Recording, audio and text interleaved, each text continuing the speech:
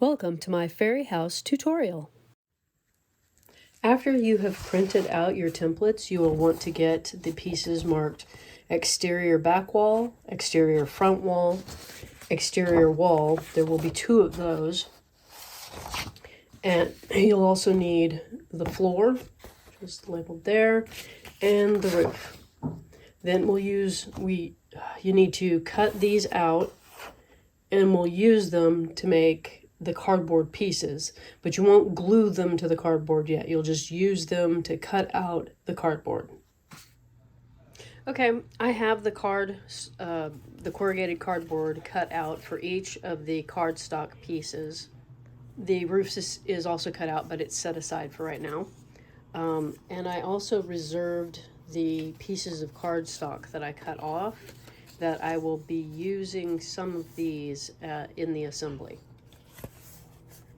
I've designed this to have the end pieces, the front and the back, overlap the side pieces, so that's the way you'll want to assemble this. So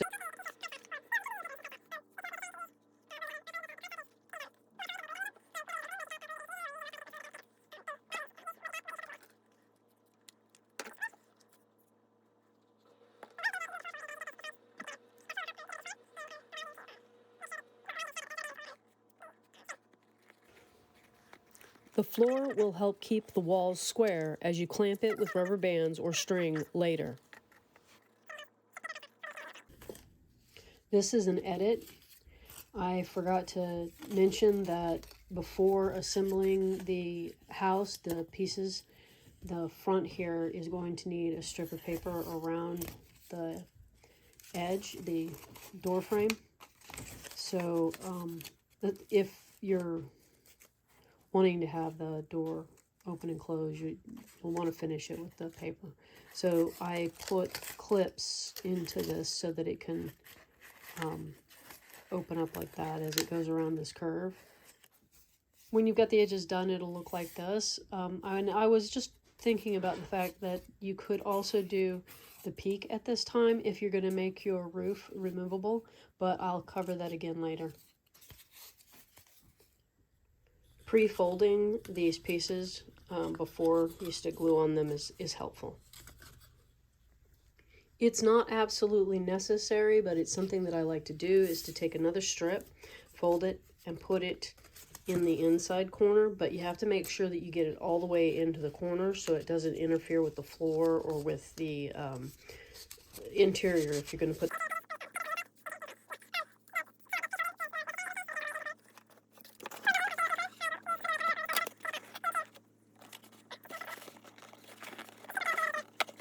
This serves 2 purposes. For one, it is creating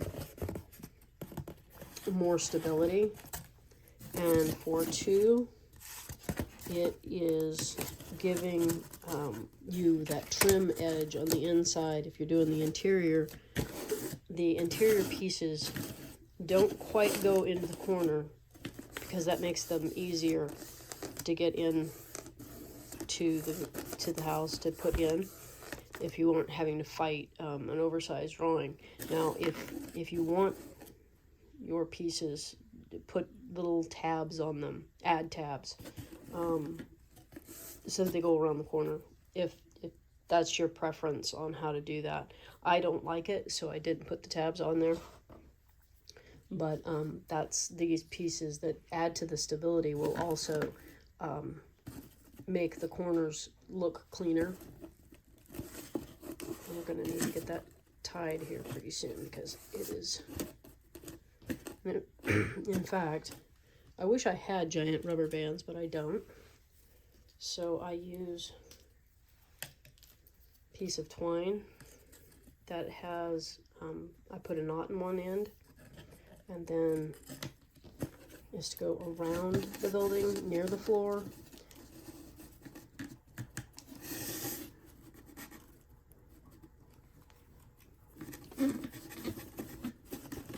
To hold it together that way. It's the same knot, which you're not going to be able to see me doing here. Same slip knot. Or is it called a half hitch? Oh, someone tell me.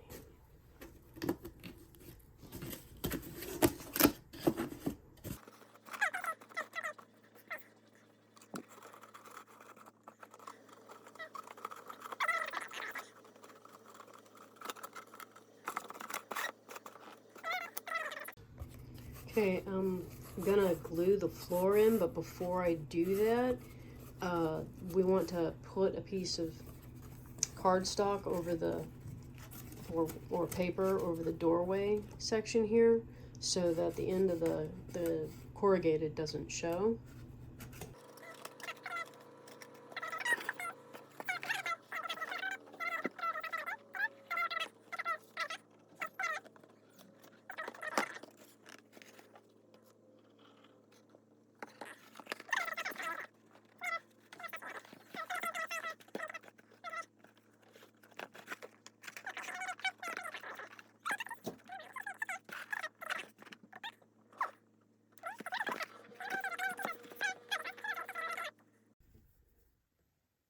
While we wait on that to dry, which, you know, it shouldn't take that much longer, we need to score the roof. So I've marked the halfway point, which is the peak or underside fold of the roof, and I'm going to very lightly cut that, or trying, you want to go halfway through the corrugated so that it folds nicely.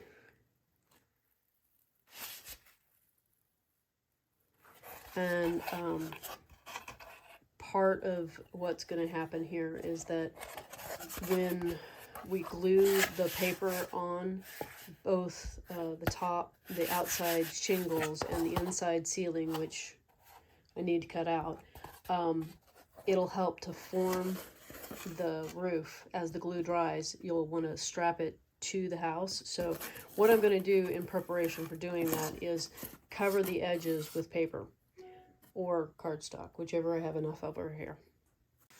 When you get to the corners, rather than cutting it off, you want to go around the corner. So you just take the snips in there so that it will actually go around and sit square. I think I need more glue, but that's kind of how you want to do the corners. You might, let's go ahead and trim this back, but the idea being that you're trying to keep your corners nice and neat. Go ahead and cut out the ceiling, piece marked ceiling, and this is a fold line. And while you're at it, you might as well cut out both, let's try that right side up, both the door pieces and the cardboard. You'll use the door piece as a template to cut out a cardboard door, and the door should be smaller than the door opening, so there should be a gap all the way around, and it's going to look like a pretty significant gap, but that's so that your door will actually open and close. Okay, I am going to pre-fold both my roof piece and my ceiling piece. Now would be a good time to decorate it, although it can wait until after you've glued it in place. But if you wanted to do a little bit of coloring on your shingles, or if you wanted to do some kind of decorative thing on the inside, it's easier to do it before you glue it in place. For what's going to be on the interior of your ceiling. Then taking your roof piece that has the edges all glued, I'm going to glue this in place, and then you'll glue the other piece in place while keeping it folded to the approximate correct angle, and then you will attach it, correct angle, then you will attach it with string or rubber bands to the house to maintain the angle while the glue dries.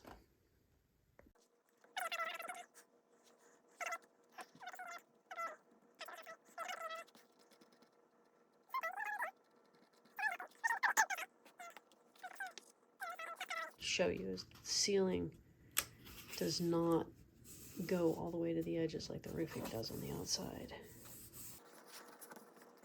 I do try to go ahead and get it all the way in the crack and fairly well centered.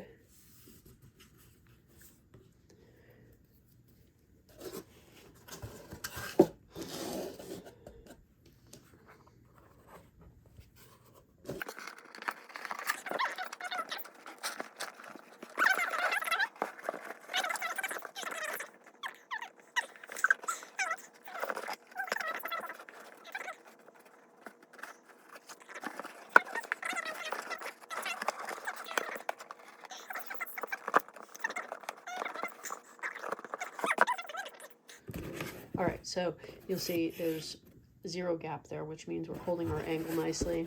Check the back, see how it's doing. It's not quite as good, which means I should probably get another piece. So I'm gonna just cut this one as it is so long. Okay, so my loop. I form a loop here, the little short end, do an overhand,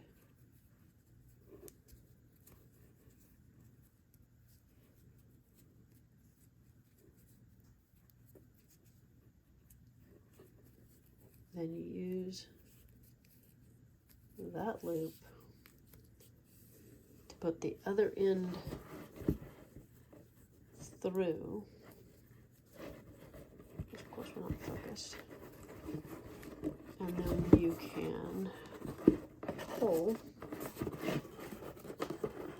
like so. Gap done. And okay, so this is the loop that I tied. So right there where the twill tape goes through the loop, I pinch so that it doesn't loosen. And then one-handed, which is always the trick,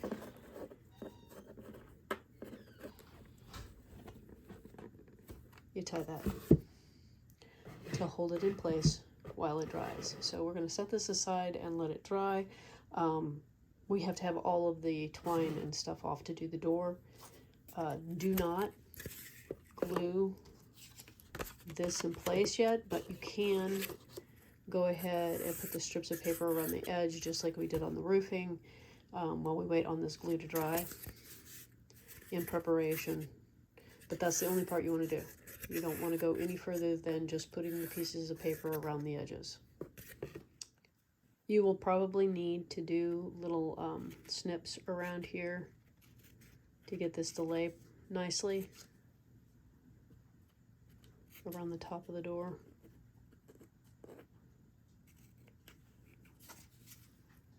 On both sides.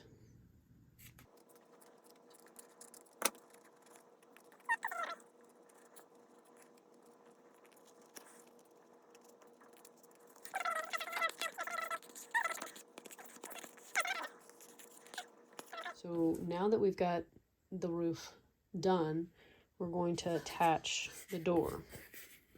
So you need your door and some strips of preferably cardstock. So you're going to glue the strip onto the door. Let's turn this way. That way I don't have to fight with it being all on the screen.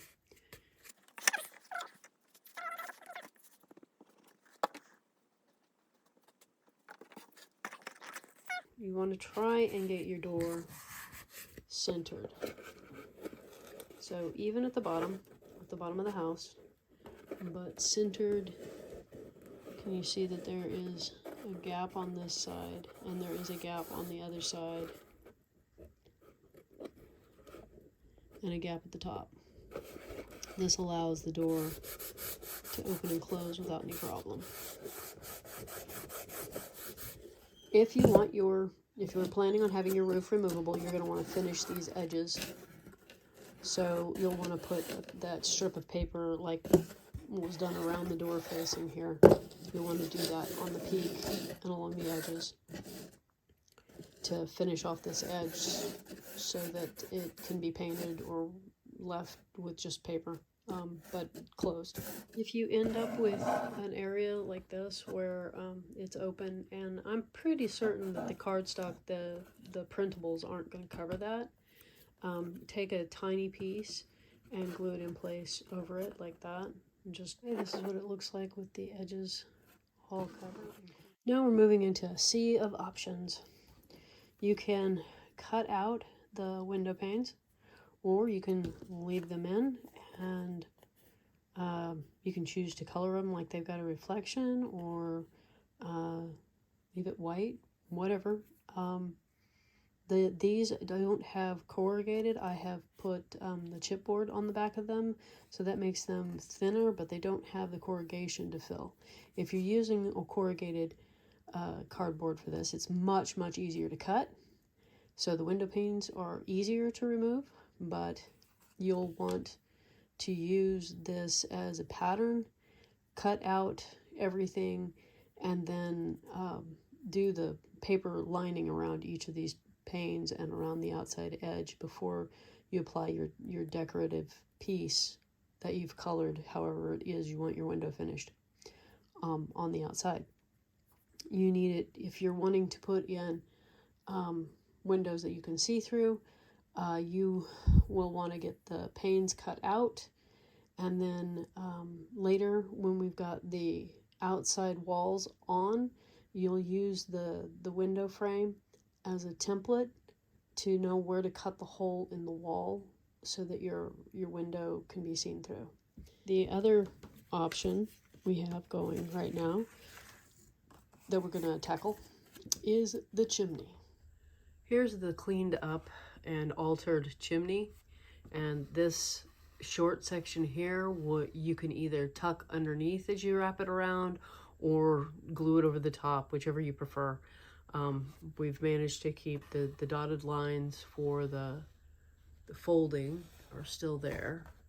They're less obvious on these two, but it's still there, and the cut lines are much clearer now. Those are your fold lines. You want to transfer that to the inside, and because they're equal distance, you can actually use this to mark where those folds belong, even though it's the opposite shape, it's the same distances. So you'll want to score down to the point right here from that to create the fold line. So don't cut all the way through, but cut part way through, and then you'll be able to fold these in. I kind of really wish that there was a way to cut a 45 easily down these, because it would make this fold easier. So they're all cut, but not through. And the thing I meant by 45 was taking off a little bit of material in there so that it folds easier this way. But it just, what it does is when you fold it, it crunches. That's the beauty of the corrugation.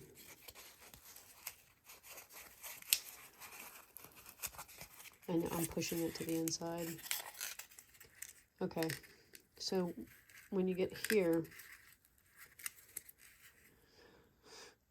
you may actually need to take off, let's see, where's the scissors?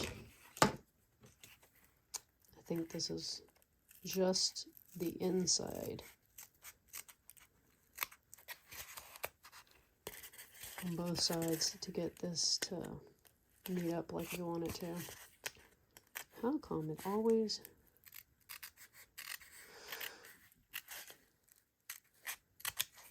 It's awkward. Okay, so the outside edges just come together, and you've cut away the inside so that it meets up. And it's fairly square. We had some deviation there, but that's character. All right, now you'll take that strip of cardstock or paper, and you'll glue it here to attach these.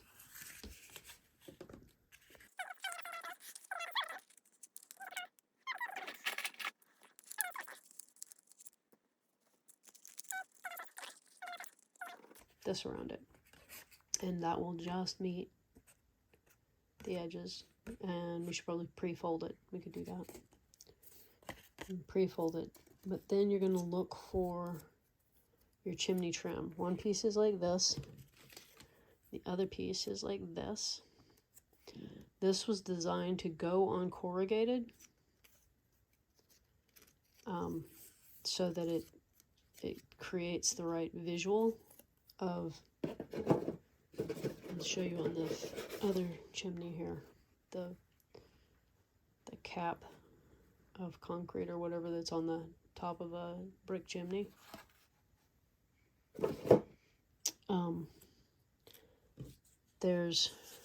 This is corrugated, and the problem I ran into is that it did squish.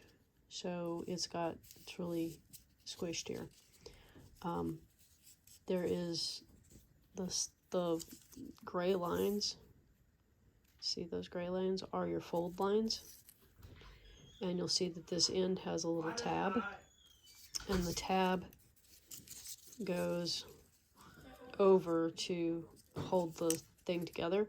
So I did an experiment with this, and I used the chipboard, and I layered, this is 4 layers of the chipboard that I have, and chipboard isn't one uniform thickness, so you'll have to go by whatever chipboard you got. This is your cracker box or your cereal box. After putting the 4 layers together, I cut out little V's, which allow it to fold and come around here. And again, you have to cut off the things just like I did on the chimney. You have to cut off that same angle to get this to close. The other thing that you'll probably want to do before applying this is usually concrete colored, or tan, gray. Anyway, you'll want to cover the edges on your corrugated. Because I'm not using corrugated, I'm using the chipboard. It's not vital because it'll accept the paint.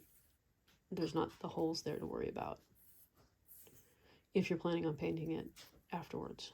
If you're wanting to hit it with crayons or something, you might want to put paper there so that it's the same color back underneath.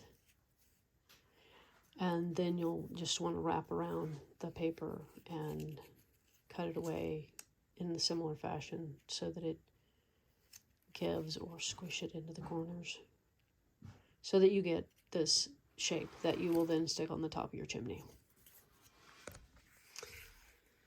Okay, it did not reach, so I'm going to have to adjust that file to where it overlaps or something, because the first time it worked, and this time it's not working, so my guess is that you're just going to need a fail-safe overlap. And the good thing about that, it means that you can just glue this onto the cardboard, and then you'll have the piece of paper just like on the trim to flap over the top here. So I'll just bring this one, I'll make this one longer, and it'll glue over the top of this one. This will go glued on here, like so. I don't worry so much about this because we have this trim. And the underside would be the reason why you'd be covering it if it was corrugated. You'd want to cover the corrugation on that side. It also makes it glue together better, but I'm not worried about it here. So we're going to want to figure out where we want this chimney, and you know, it's up to you whether or not you want it to be in a place that makes sense with what's on the interior. Like if you have a fireplace, if you put a fireplace on the wall in the right side, whatever, you want to put your chimney where it's coming out, you know, where it looks like it's going to line up with that fireplace on the inside. So you'll take a piece of cardstock that is, I'm looking at this for measurement, it needs to be the right width to fit in here. So we're going to grab the scissors and be sloppy about this because it doesn't matter. I'm going to have to trim it up anyway. Okay. So I'm going to use this side to mark it because it's easier to get to. You take that up there, find that pencil that's right in front of you.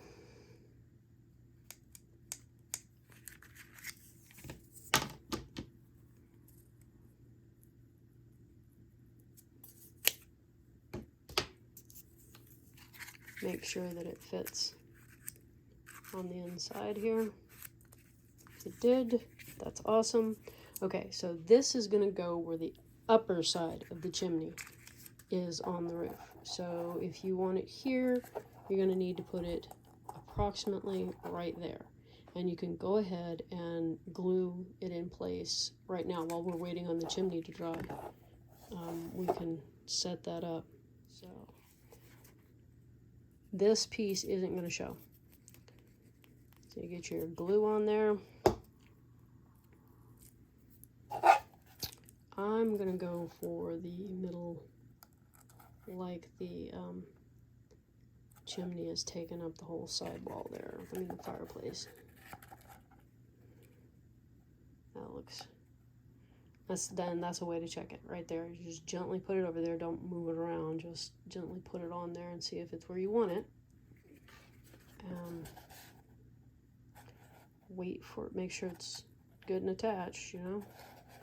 Your glue's not slippery, slipping, and set it aside to dry.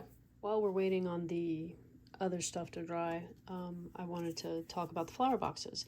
Now, obviously, you can decorate these however you want. You can make them thicker if you want more depth to your flowers by putting more layers.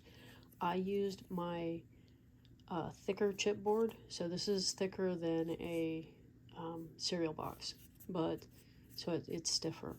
But the edges aren't corrugated, so I don't have to cover it with anything if I want to paint it.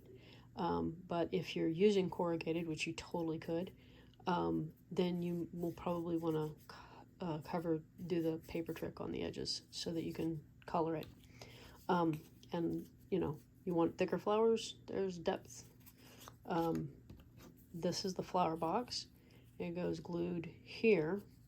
Now you can either cut out another flower box and glue it here as a spacer, or you can get some scrap and put it back here. And the reason why you want to put a spacer is so that it doesn't interfere with the window. So you're going to put this flower box is going to be most likely placed in front of the window.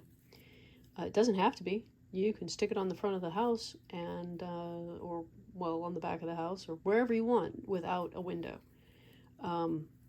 But if you're going to put it in front of the window, which was my plan, you'll want that spacer so that it doesn't interfere. It won't so that it sticks to the wall. Because without it, you're not making you won't be making contact with the wall. There'll be a gap. So a spacer that's at least as thick as your window. So we're ready to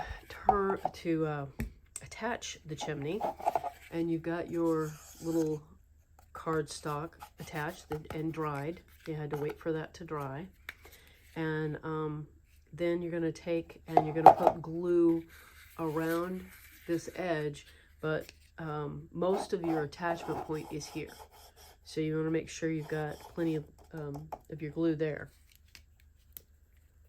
and then you just stick it on.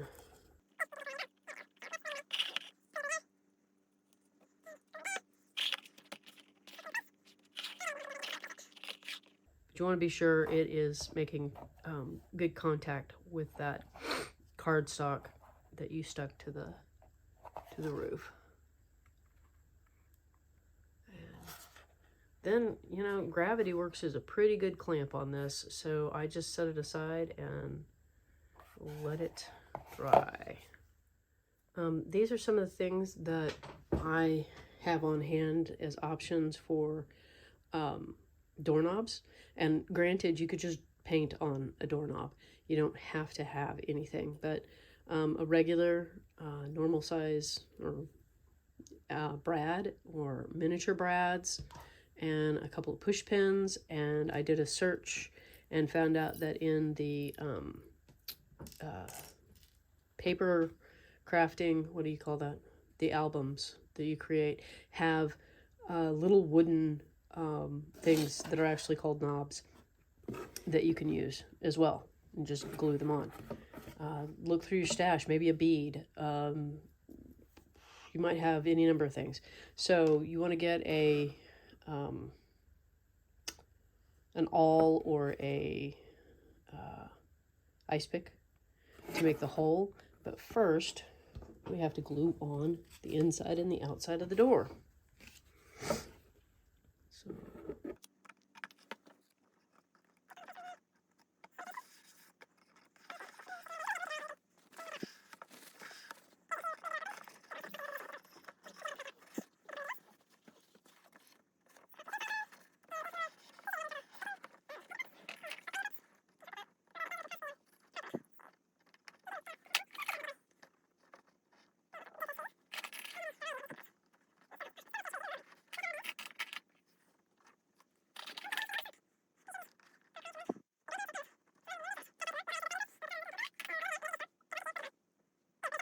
doorknob on. So while that's drying, I'm going to do a little prep work for the exterior. So I'm going to cut these out and glue them together. As you can see, my clamps were a little tight still. They made dents. So if you can get away with no clamps, better. The doorknob, probably, I'm visually picturing a halfway point. I don't think it's exact. And then poking a hole with your awl or ice pick or pokey thing of choice. Then I've chosen to go with this because it doesn't need to be trimmed. And let's see, glue is a good plan. Get some glue on there.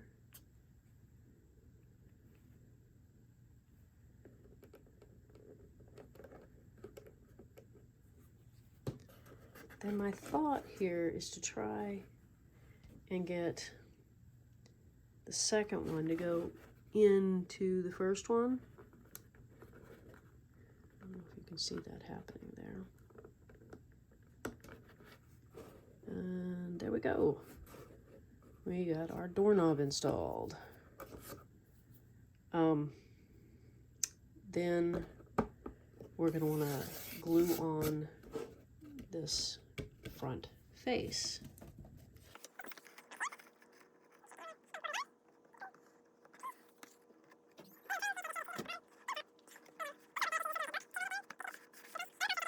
Turn the house over. So we'll glue that in place. See, I didn't turn over the house. I decided to finish this. Also, be sure to apply your glue to the trim piece, not to the house. I just made the mistake of putting the glue on the house and then realized that this doesn't line up with the lines on the house because of door interference. So, yeah, put the glue on the trim piece. Then put it in place where you line up. The important side to line up is the doorknob side. Get that pretty much in place. And then the door won't have any interference. So the door was running into the trim when I put it right up here. and you couldn't actually open the door. So we moved over our trim. Now we're ready for the side, and this side, let's say this side's just going to be plain because we just glue this in place right there. But this side, and since these side pieces are identical, it does not matter which side you use them on. This side is going to get a window. The thing I was going to suggest is taking those wooden stir sticks or a piece of balsa wood, or something craft wood that you can get, and use it as your trim pieces on the corners. So after that sets up, we'll come back and do the window. I have a piece of plastic here to use in my windows. It's not necessary, but it's something I thought would be kind of fun. It will need to be cut to the outside. It doesn't strictly have to be that big, so if you have scraps and they cover and it doesn't reach, that's okay, use them. But before you attach the plastic, which I've got this tissue paper so that you can know that it's there. It's really hard to see. We want to use this as a template for our window. Get yourself a sharp pencil or pen and draw on the outsides of panes, or not outside, the outside edges of the interior panes. Obviously, do what I'm doing, even if my words don't match, so that you have the area you need to cut out. That's one thing that makes that easier, is if you wait until your glue is completely dry.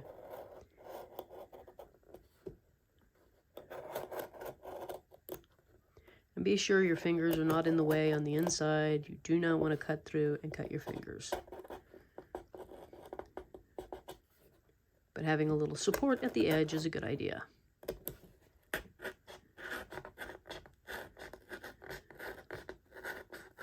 Okay, this is an edit. When you're doing the cutout on the window and you've got that opening freshly cut here and no window applied, slap your interior wall in there with the back side facing towards your opening, and draw that opening on your interior wall so that you'll know where to cut it out. Otherwise, you're going to have to come back later and do some measurements, and it's a lot more awkward.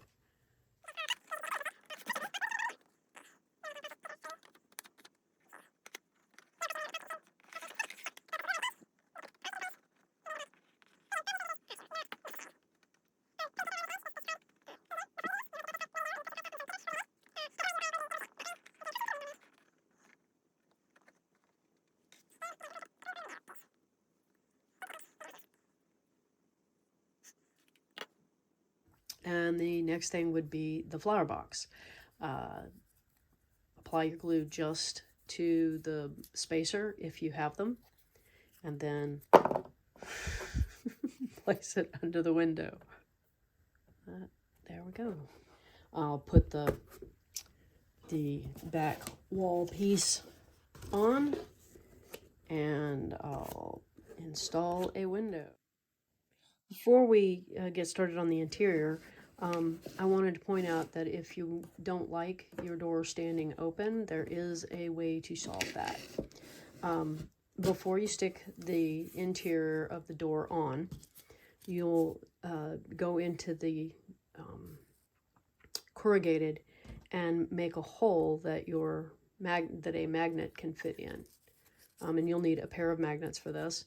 So you make a hole here, put some glue in, slide your magnet in, and then once the magnet is glued in there, and you don't even have to wait for that to dry, you apply the door decoration over the top of it so that it has a piece of cardstock holding it into the door. And then on another piece of either corrugated or cardstock similar to whatever you used for the door frame, and you'll have to modify your door frame for this. You'll put a hole in that, and then I have glued a piece of paper over one side, so this hole went all the way through. If you're using corrugated, it doesn't have to go all the way through. Then place a magnet in there that you should probably check and make sure it's the right side for the for what's in the door. So I've already got a magnet inside the door, so I stuck it on there, and then I'm going to slide it in here the same direction. Well, it's going to flip on me. Okay. Anyway, you glue it in there, cover it with cardstock, and you'll have a latch that you can then make sure you line up with your door. So close your door, place this on there, and I have put it below the door knob. Then mark on the wall here where it goes, and then you can glue it in place. We get to modify the one side that is where the lock goes. Also, I need to put the interior wall in. So setting it next to where I've placed the other marks. Okay, can you see the little lines that I put around the door lock? You'll want to transfer those lines straight across to here. Then you can get the width of the door lock off the door lock. So take and mark that as well. Pretty sure that's it. Then cut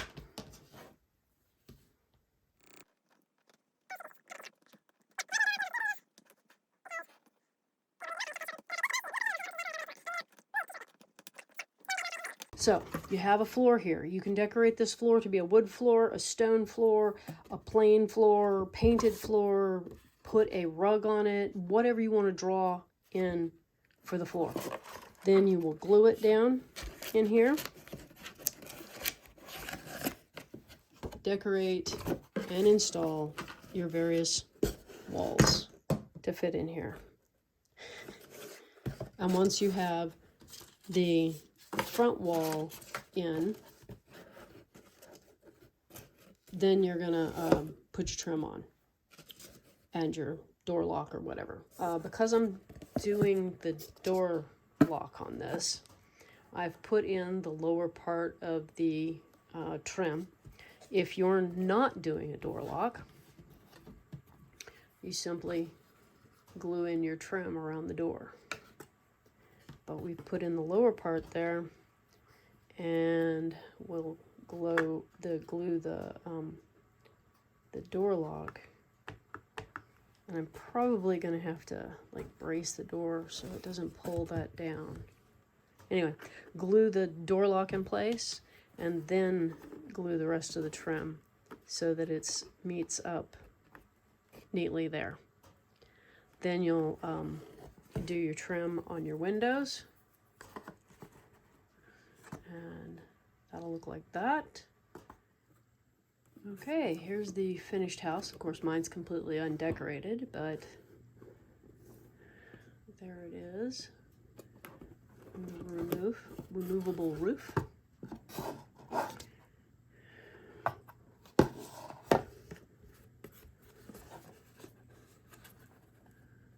Now with the lock, you do have the tabby bit sticking out there. But you could rotate that magnet, I guess. Anyway, this is our finished bit.